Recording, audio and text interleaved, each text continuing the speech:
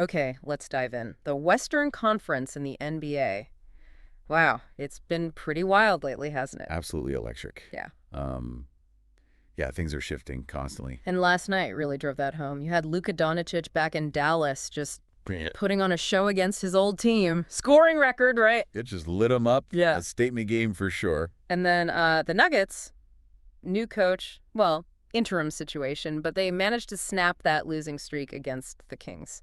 Held on to their seed. Right, which was crucial for them. Keeps them in that fourth spot for now. But the really interesting part, I think, is how all these games, these results, are just completely shaking up the playoff picture out west. It's like dominoes, isn't it? One result happens and suddenly potential matchups look totally different. The stakes just keep rising. Exactly. And that's what we want to unpack today. We've got some really good analysis here, and we're going to break down what it all means, especially for teams like the Warriors and the Clippers. Yeah, and maybe try to sketch out what some of those first-round battles might actually look like. So maybe let's start with a game that really caused a stir. The Warriors losing to the Spurs. Oof. Yeah, that one hurt them. A buzzer-beater loss after having a pretty comfortable lead in the fourth, that's tough. Definitely a gut punch. And the immediate result is, well, you see it in the standings. They've dropped. Yep, down to seventh. So right now, with only a couple of games left, they're staring at the play-in tournament. Right. And the analysis we've looked at really highlights this, that loss just shrunk their margin for error significantly. That path to a good seed, it just got a lot rockier. Yeah, that cushion they might have hoped for is, well, it's gone. And something the analysis pointed out, which I found interesting, was the idea of workload. The Warriors have been playing like playoff intensity basketball for a while now, haven't they? They really have. They've been Right. pushing hard. And, that kind of sustained effort, it can lead to fatigue. You wonder if maybe that showed up late in that Spurs game, some of those turnovers. It definitely makes you wonder. So now they're in this tricky spot. Do they go all out trying to get back to six, maybe face the Lakers first round, or Or do they deal with the play-in, which could mean facing, Memphis or Minnesota teams that always seem to play them tough. right, hoping maybe they survive that and then get a matchup against, say, the Rockets? That's the big question. And it's funny how the view on the Rockets has kind of shifted, according to this analysis. Oh yeah, how so? Well, initially you might think, okay, younger team, less playoff experience, maybe that's the matchup the Warriors want, banking on their own experience. How it says on the surface. But the analysis now is saying, hold on, look at how much the Rockets have improved, especially defensively. They're playing hard, fast. A lot of energy there. Exactly. So, yeah, they might be a lower seed, but beating them after potentially grinding through the play-in, that's going to take a ton of energy, and there's no built-in break. Yeah. It sounds exhausting, actually. Yeah, definitely sounds like a tough road either way. For sure.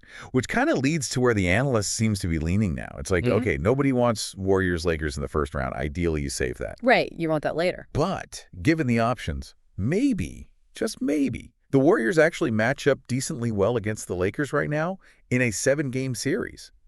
Perhaps that's, oddly enough, the slightly more straightforward path compared to the play-in gauntlet followed by those high-energy Rockets. Wow. It's just fascinating how one loss can completely reframe those potential scenarios.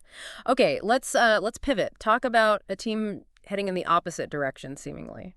The LA Clippers. Yeah, 6 wins straight. That's exactly the kind of momentum you want heading towards the playoffs. Absolutely. And a huge part of that, it seems, is Kawhi Leonard looking healthy and dominant. Definitely. 13 straight games with 20-plus points. That's consistent, high-level production, and crucially, he's been available. Yeah, that availability question, it always hangs over them, doesn't it? Kawhi and Harden. It does. You sort of have to mention it. But, looking at right now, just a few games out from the playoffs, they seem to be hitting their stride. And the analysis gives credit to Harden, too, right? For kind of holding things down earlier when they had injuries. Yeah, kept them afloat. And you can't forget Norman Powell either. He's having a really strong season off the bench, giving them that extra scoring punch. And then there's Zubac. The analysis points him out as maybe an overlooked, but really key piece. Totally. Ivica Zubac. He brings that size, that rebounding. It's a different dimension compared to, say, the Warriors or even the Lakers sometimes. That interior presence matters. Right. It kind of anchors them, allows the stars to do their thing on the perimeter. Exactly. So when you put it all together, the picture painted here is of a really well-rounded Clippers team. They score, they defend, they get to the line. They almost feel like they're flying under the radar a bit, considering how good they look right now. I think that's fair. And the analysis suggests why that might, it's probably that history, Yeah. right? The questions about health heading into the playoffs, people are maybe a bit hesitant to fully buy in until they see it sustained in the postseason. Yeah. It's a prove it situation. Yeah, makes sense. But still, they're sitting there in 5th place currently. That 5th seed is valuable. Oh, huge. That would mean a week off before the first Well, round starts. For a team with their history, that extra rest and recovery could be absolutely massive. definitely. And the analysis really doubles down on Kawhi. If he's healthy and playing like this, he's just a force, a guy who can absolutely take over a series. No question. He's got that championship DNA, that competitiveness. Yes, and they even float the idea of a potential Clippers-Nuggets series later on. With Denver's recent coaching change, the analysis actually gives a slight nod to the Clippers right now. Which is interesting. And it leads to this pretty bold statement in the analysis Oh, yeah. What's that? that based on how they're playing right now, the Clippers are arguably the best team in LA. Wow. Okay, that is bold. Especially with LeBron and AD right there. It is a strong take. Now, obviously, there are caveats, right? The analysis mentions them. What if Harden has one of his playoff slumps? What if the injury bug does bite again? Those are always the big ifs with the Clippers. For sure. Yeah. But the flip side, the analysis argues, is their depth. You've got Powell playing well. You've got two superstars in Kawhi and Harden who can carry the load on any given night. They have options to overcome some bumps. Okay. And then there's this last part, which is kind of some next level strategy stuff. Okay, yeah, this is pretty interesting. The analyst brings up this scenario. Let's say the Clippers lock up the 4th seed, their very last game of the regular season.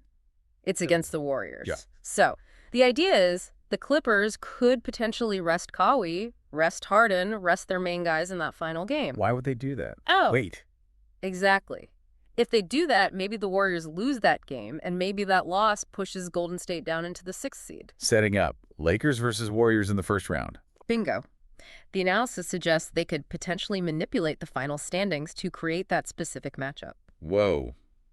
That's some 4D chess right there. I mean, it speaks volumes about the confidence the analyst has in the Clippers if they think they're in a position to even consider something like that. It really does. So, okay, wrapping this up, what are the key things for people to track? For me, it's the Warriors are definitely in a precarious spot now. That loss really put the pressure on. Yeah, and how we think about matchups is changing.